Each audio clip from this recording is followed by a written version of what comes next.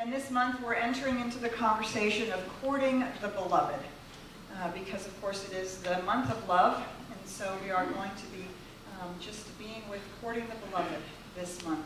So I simply invite you to open your hearts and minds to whatever is here for you this morning as we begin by remembering that Spirit is actually right where we are.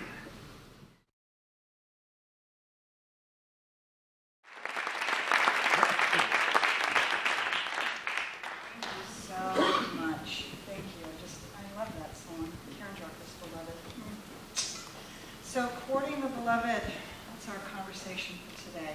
Courting the beloved. You know, I've been thinking about this for quite a while, knowing that this talk was on the horizon. And I thought, well, we could just sit in silence.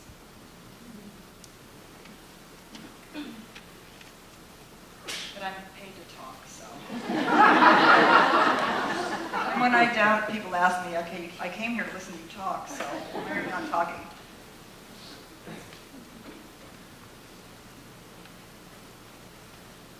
We started out this theme this year, Loving the Journey, with a conversation over the last 3-4 weeks about what we understand about reality, about life, about God, about the divine.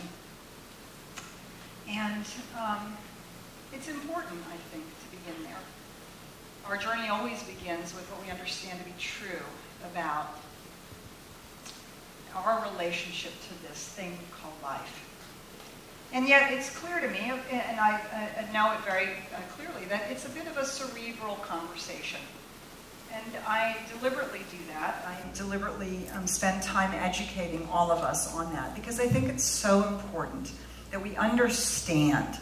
It's important that we understand what we believe. It's important we understand what the words mean. It's important that we understand the philosophy that we are practicing. And it gives our left brain something to think about and something to do. And that's important.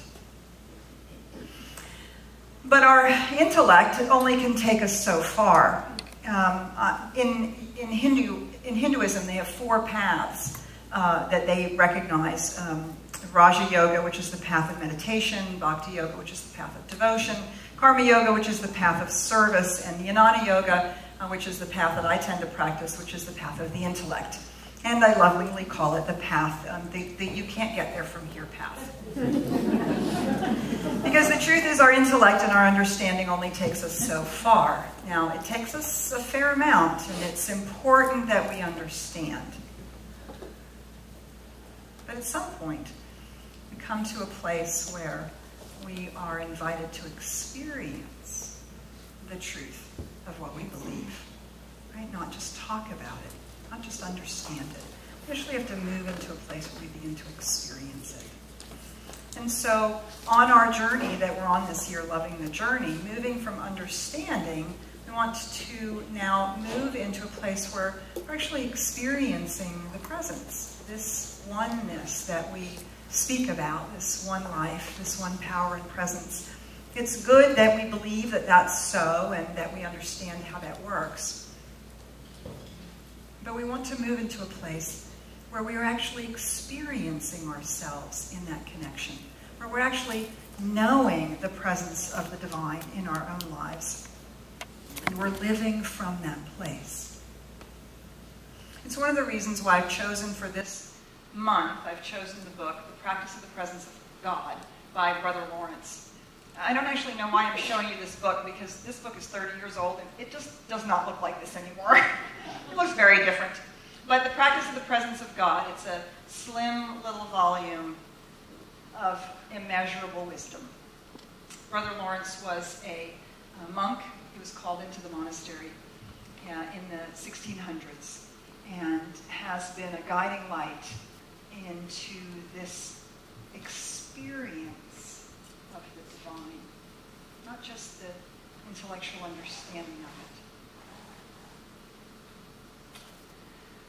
So I thought I would share a little bit of his words with you today, and that we would allow some of the poems of the great mystics to invite us into a deeper place, invite us to open our hearts and open ourselves into that place where we are actually practicing the presence. So some of these poems come out of a book called Love Poems from God, and we will be skipping across the continents and skipping across centuries. This is a poem by one of my favorites, Hafiz, and it's entitled, With That Moon Language. Admit something. Everyone you see, you say to them, love me. Of course you do not do this out loud, otherwise someone around would call the cops. Still, though, think about this great pull in us to connect.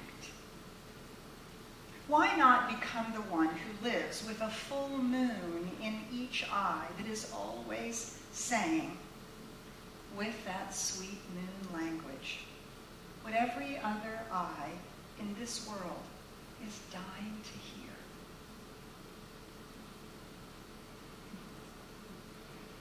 Love me.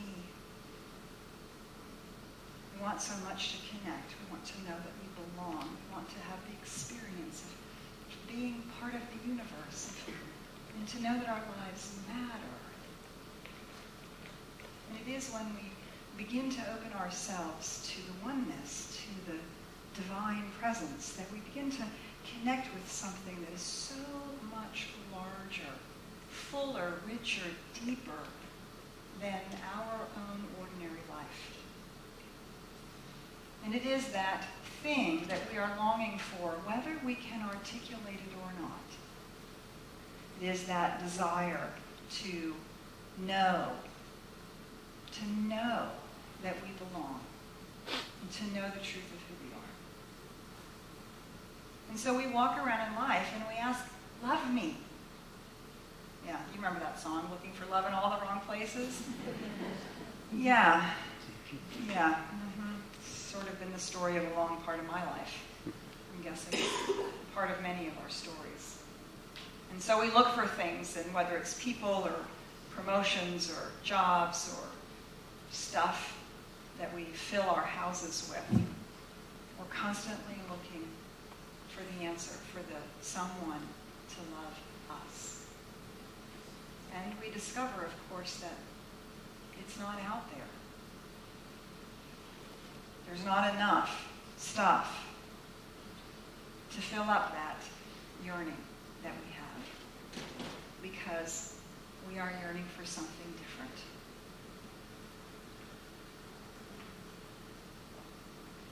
This is Saint Teresa of Avila, and she writes, if the sun took you in his arms. When my mouth touched his, I became invisible, the way the earth would if the sun took it into its arms. The ecstatic death, I know. What can touch his exquisite form is not anything that can be seen. How do we make love to God?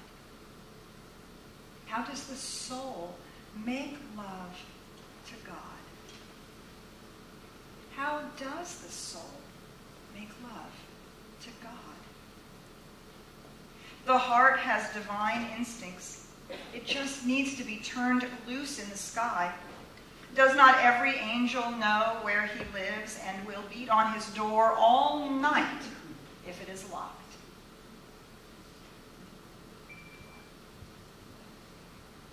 How do we make love to God? It's interesting.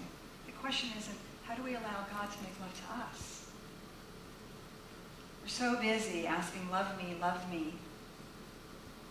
that if we forget that it is actually our act of love, our opening our hearts and being the love that we are and sharing it, that is the place where love grows.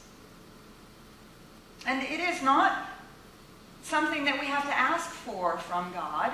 Love is already present. Love is already the divine nature of our being. Love is already the impulsion of life itself. Love is already pouring out of and oozing out of every pore of creation. We are already being loved. But when we court the beloved, think of the times that you've courted someone in your life that you love. It is not just to receive the love.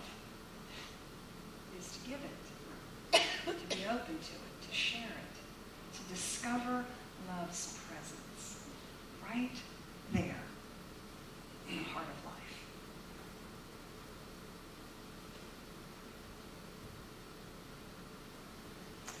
Meister Eckhart is my favorite 14th century Christian mystic. He's just an extraordinary writer, an extraordinary man. And he writes this: when I was the forest,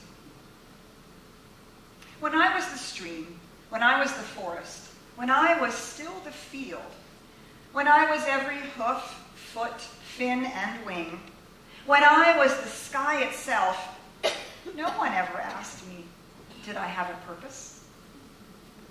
No one ever wondered, was there anything I might need? For there was nothing I could not love. It was when I left all we once were that the agony began. The fear and questions came, and I wept. I wept. And tears I had never known before. So I returned to the river. I returned to the mountains. I asked for their hand in marriage again. I begged to every object and creature. And when they accepted, God was ever present in my arms. And he did not say, where have you been? For then I knew my soul, every soul, has always held him.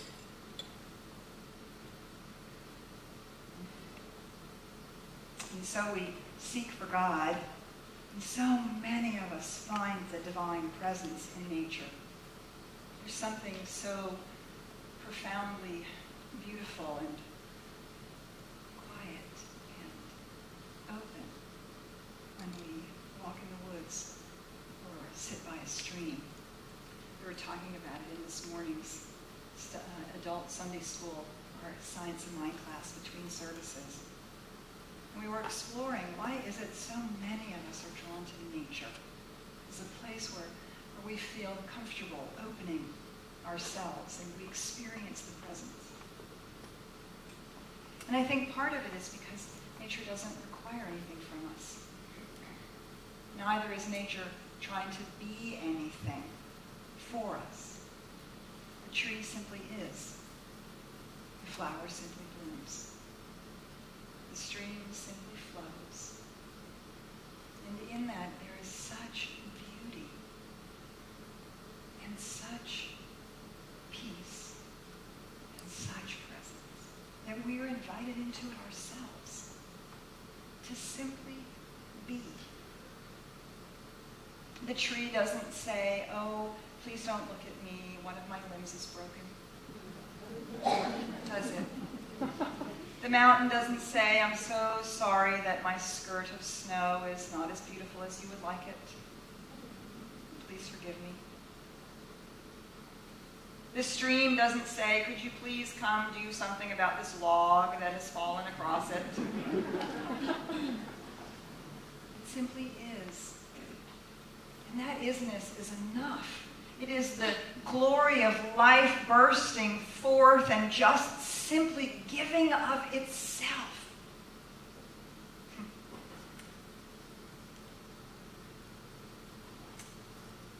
And that's what life is calling for from us.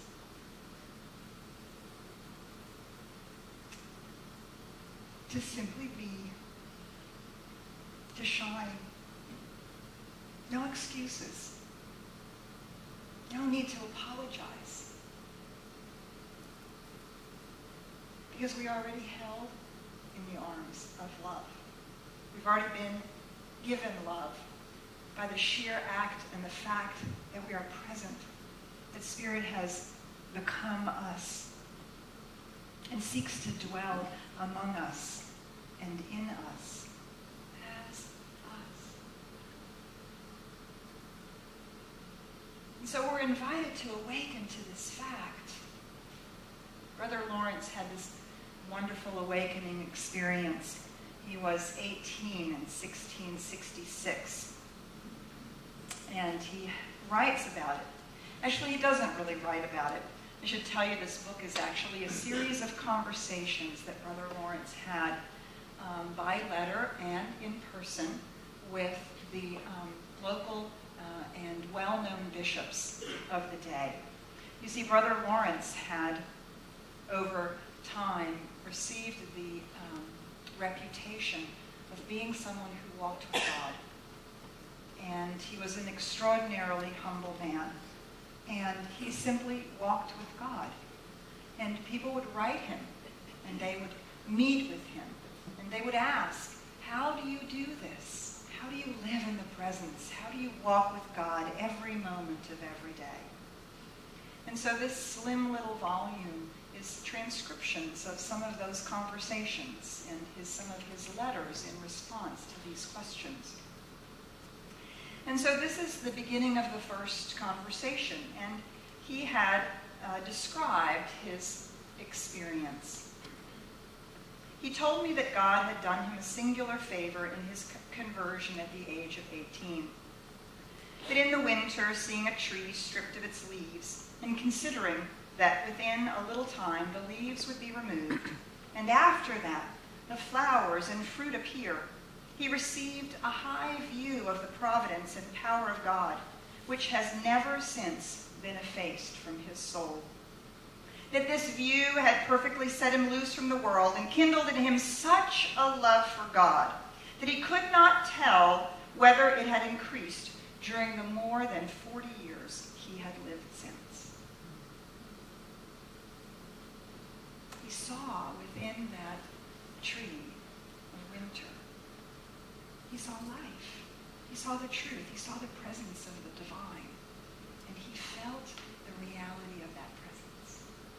It is present every moment of every day, in every experience, in anything, in any situation, wherever we find it. And yes, while it is easy to experience that presence in nature, it's also in man-made things. And it's in our cities and on our freeways and in our workplaces and in the grocery store and everywhere that we look. Every place that we go, everything that we see, there is the presence of the divine. We must simply learn to see it. He says that there needed neither art nor science for going to God, but only a heart resolutely determined to apply itself to nothing but him, or for his sake, and to love him only. A heart resolutely determined to apply itself to nothing but him, nothing but God, or for God's sake, and to love him only. What an extraordinary act of discipline. What an extraordinary act of single-focused mindfulness. To see with the eyes of God, and to see that wherever he looked, whatever he looked at, he was seeing the beloved.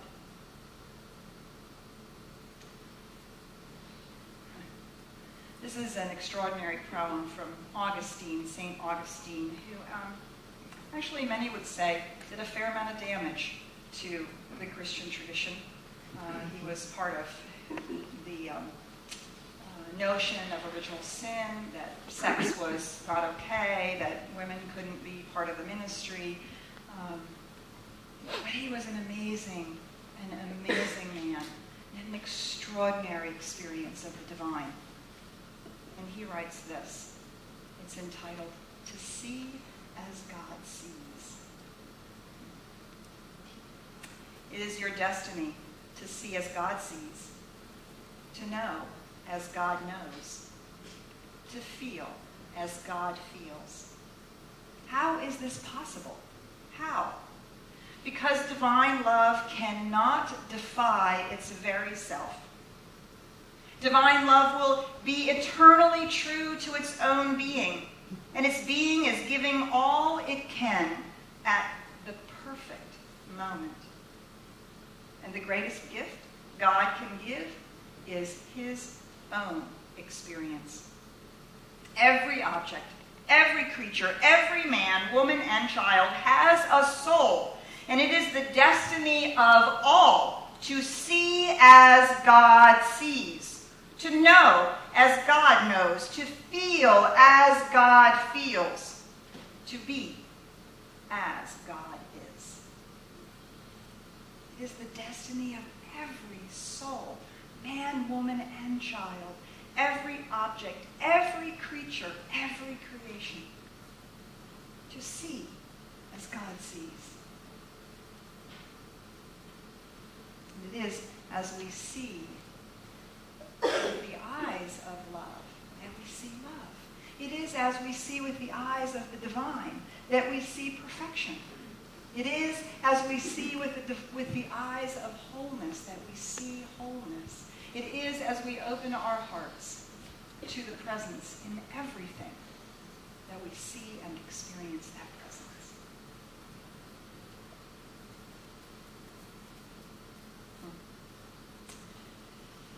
So, and how do we do this?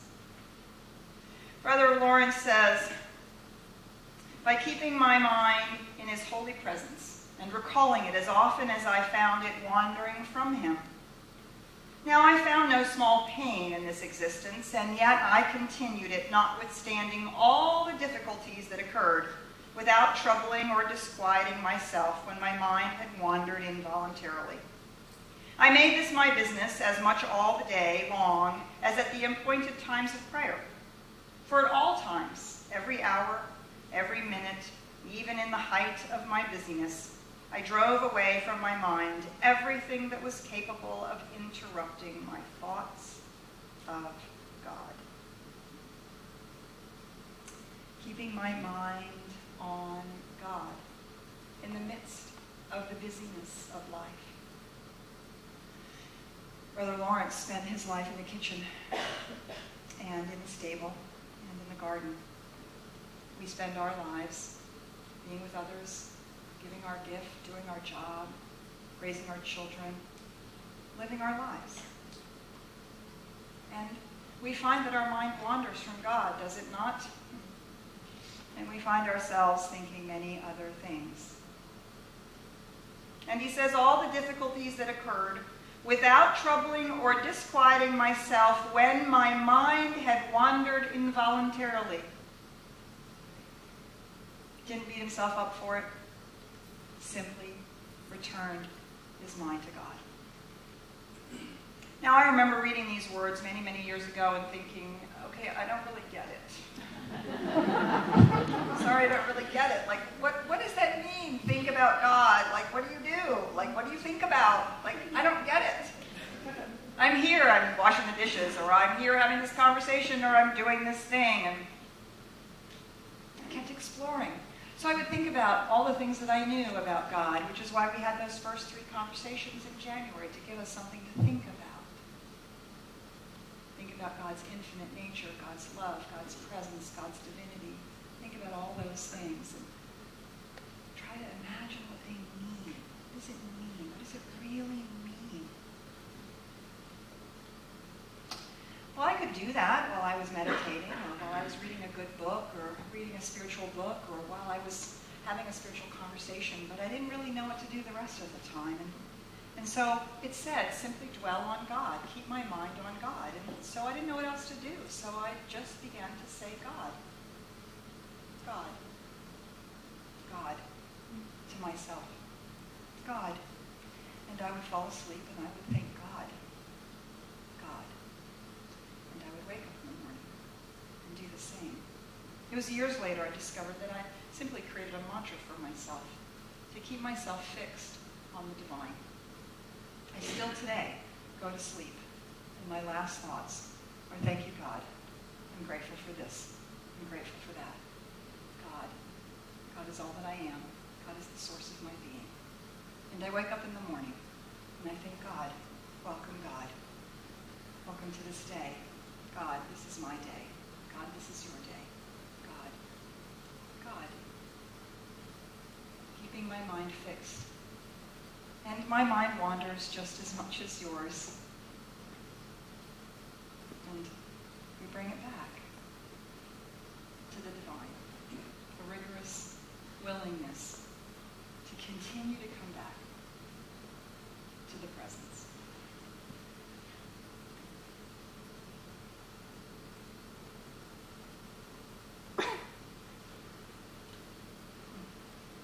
Rumi is another wonderful poet about the beloved, and this is entitled Rumi, Pay Homage.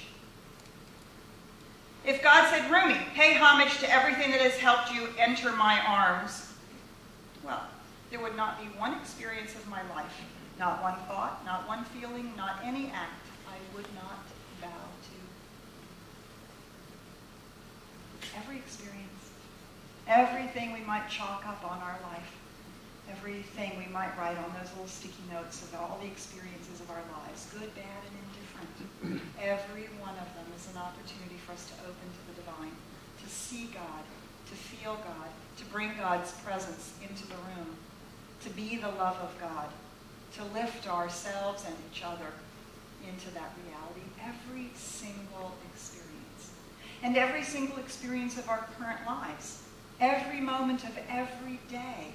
Whether we're raising children or going to work or simply sitting in our own backyards. Every single moment is an opportunity to be brought closer into the arms of the divine, to court the beloved, simply by inviting ourselves to be aware in this moment, how is God present?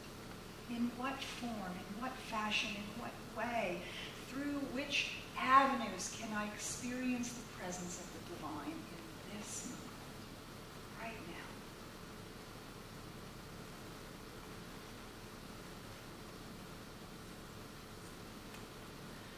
Brother Lawrence, it's written about him here in this conversation. As Brother Lawrence had found such an advantage in walking in the presence of God, it was natural for him to recommend it earnestly to others. But his example was stronger inducement than any argument he could produce. His very countenance was edifying, such a sweet and calm devotion, appearing in it as could not but affect the beholders. And it was observed that in the greatest hurry of busyness in the kitchen, he still preserved his recollection and heavenly mindedness. He was never hasty nor loitering, but did each thing in its season with an even, uninterrupted composure and tranquility of spirit. The time of business, he said, does not with me differ from the time of prayer. And in the noise and chatter or clatter of my kitchen, while several persons are at the same time calling for different things, I possess God in as great tranquility as if I were upon my knees at the Blessed Sacrament.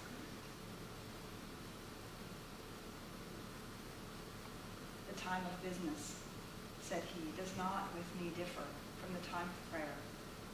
And in the noise and clatter of my kitchen, while several persons are at the same time calling for different things, I possess God in as great tranquility as if I were upon my knees at the Blessed Sacrament.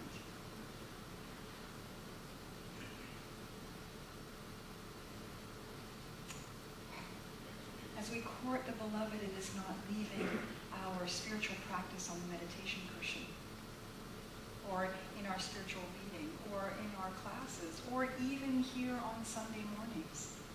We're lifted on Sunday mornings. We read our spiritual books, we have our classes, we are fed in those ways so that we can take it into our world every moment of every day to the best of our ability. And when we wander and we find ourselves lost in the doingness, in the busyness of the day, we have simply to turn our attention back to the divine. God. Whatever we call it, whatever image we use to bring ourselves back to the experience of the connection. We cannot do one thing without the presence of the divine, because it is our very life. We could not even pick up the telephone, answer an email, speak to a person, do our job if we were not already in the presence, because that is our very life. And so when we court the beloved, we are courting our awareness of ourselves as well, and the perfection and the beauty and the love and the joy that we ourselves are. Our meditation time is simply to remember these truths and to anchor us so deeply in it that we can return to the world knowing that that's the truth of who we are.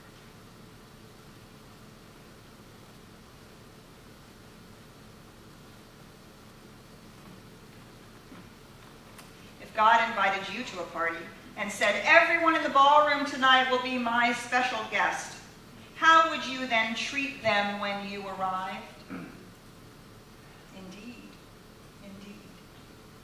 And Hafiz knows that there is no one in this world who is not standing upon his jeweled dance floor. No one. No one is left out. There's nowhere you can go to be outside of the presence of God. No situation that you can be experiencing, no circumstance, no struggle, no illness. There is no place where you can go.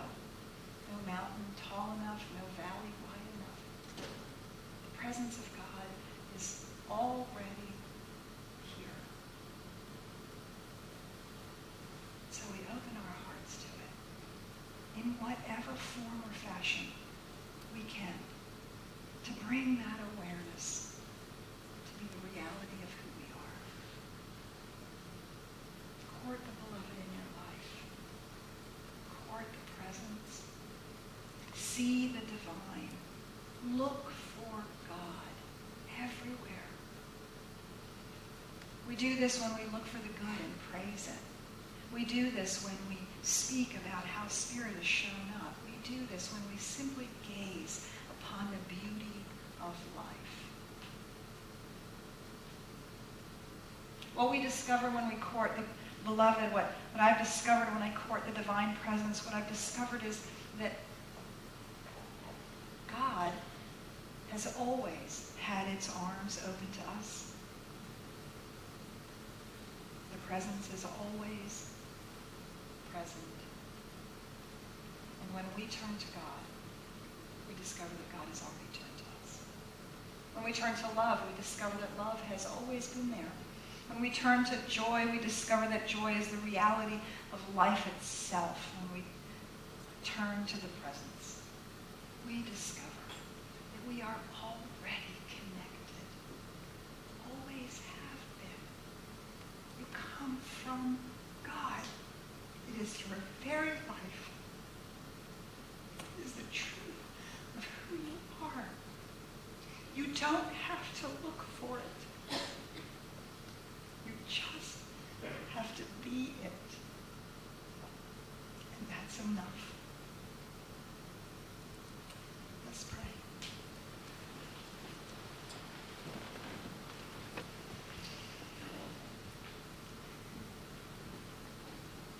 So we go within. We go within into that still and quiet place that is the center of all being. And it is here that we find the perfection, the love, the heart of life itself. It's not out there. It's right here.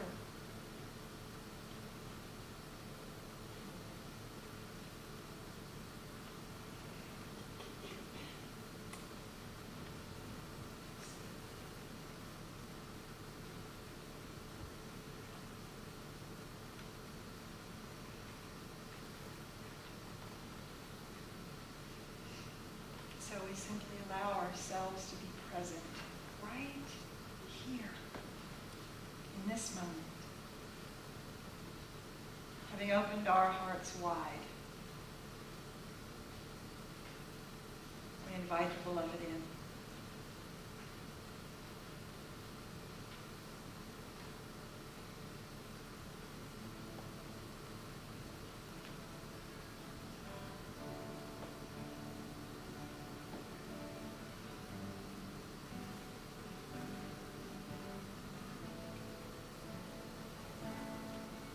When I look in your eyes, I can see the beloved looking back at me. And when I stand next to you, I can feel the beloved in you. You are in my soul. You are my inspiration. With you in my heart, I am never alone. We are one. There is no separation when I rest in you. I'm whole. When I open my heart, I open to the beloved in me. When I open my heart, I open to the beloved in me. So we just allow ourselves to open to the beloved, knowing that the beloved is right here, right now, embracing us with its love, lifting us with its love, living us as its love. We are already in the heart of the beloved, and the beloved is in our heart. We see it, we share it, we know it.